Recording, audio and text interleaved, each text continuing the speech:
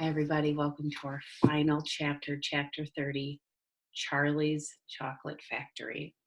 The great glass elevator was now hovering high over the town. Inside the elevator stood Mr. Wonka, Grandpa Joe, and little Charlie. How I love my chocolate factory, said Mr. Wonka, gazing down. Then he paused and he turned around and looked at Charlie with the most serious expression on his face. Do you love it too, Charlie? He asked. Oh, yes, cried Charlie. I think it's the most wonderful place in the whole wide world. I am very pleased to hear you say that, said Mr. Wonka, looking more serious than ever. He went on staring at Charlie. Yes, he said, I am very pleased indeed to hear you say that. And now I shall tell you why. Mr. Wonka cocked his head to one side, and all at once the tiny, twinkling wrinkles of a smile appeared around the corner of his eyes, and he said, You see, my dear boy, I've decided to make you a present of the whole place. As soon as you are old enough to run it, the entire factory will become yours. Charlie stared at Mr. Wonka. Grandpa Joe opened his mouth to speak, but no words came out.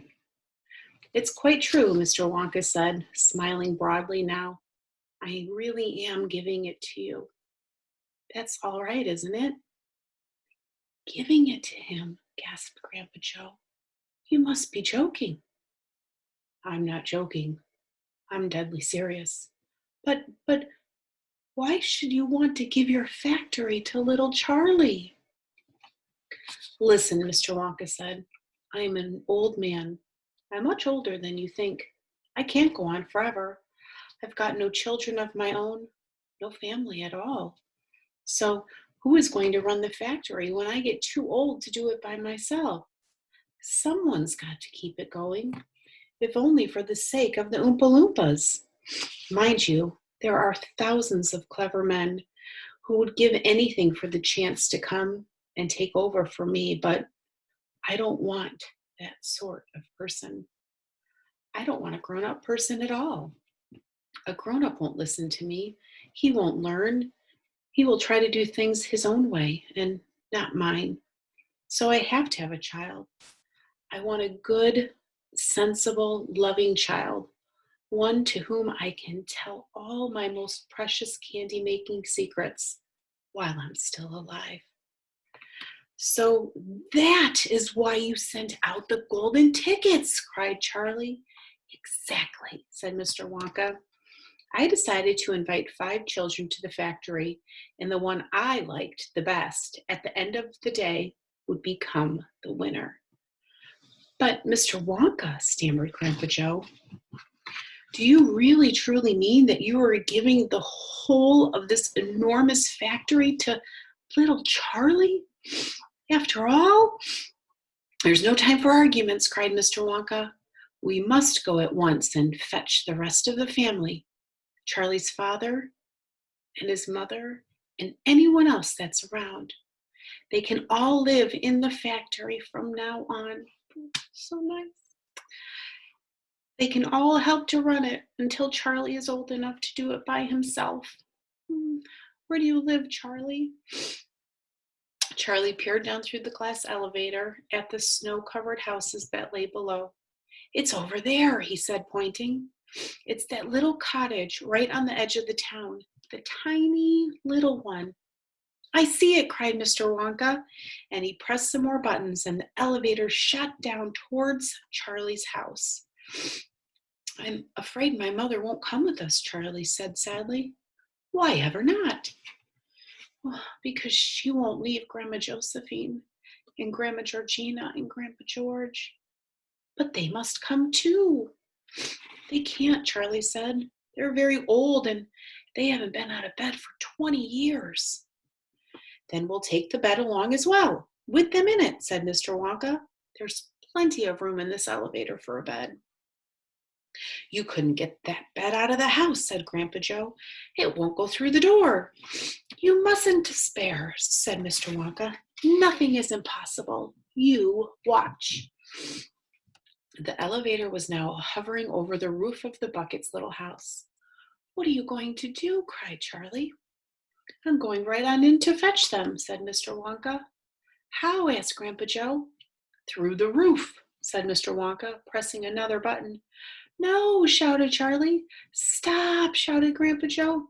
Crash went the elevator right down through the roof of the house into the old people's bedroom.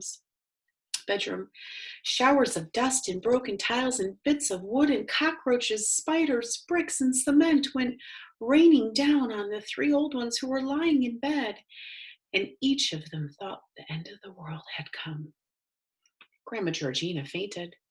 Grandma Josephine dropped her false teeth. Grandpa George put his head under the blanket, and Mr. and Mrs. Bucket came rushing in from the next room. Save us, cried Grandma Josephine. Calm yourself, my darling wife, said Grandpa Joe, stepping out of the elevator. It is only us. Mother, cried Charlie, rushing into Mrs. Bucket's arms. Mother, Mother, listen to what's happened. We're all going back to live in Mr. Wonka's factory, and we're going to help him run it, and he's given it all to me, and, what are you talking about? Said Mrs. Bucket. Just look at our poor house, cried Mr. Bucket. It's in ruins.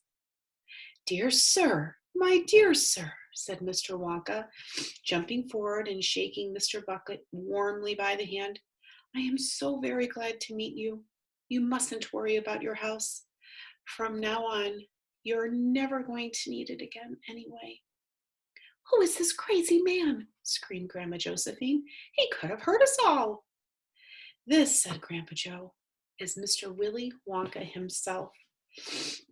Here's a last picture. You can see the house is in disarray. The ceiling came crashing in, and you can see all of the family and little Charlie right in the middle of that sketch picture.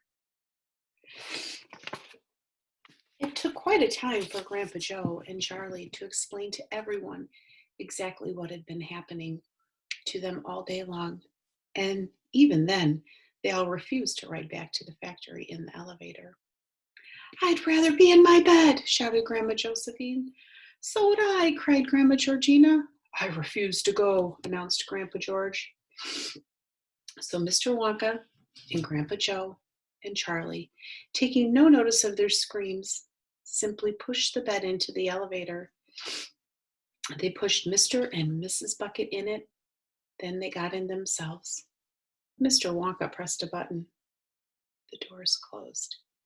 Grandma Georgina screamed, and the elevator rose up off the floor and shot through the hole in the roof out into the open sky. Charlie climbed onto the bed and tried to calm the three old people who were still petrified with fear. Please don't be frightened, he said.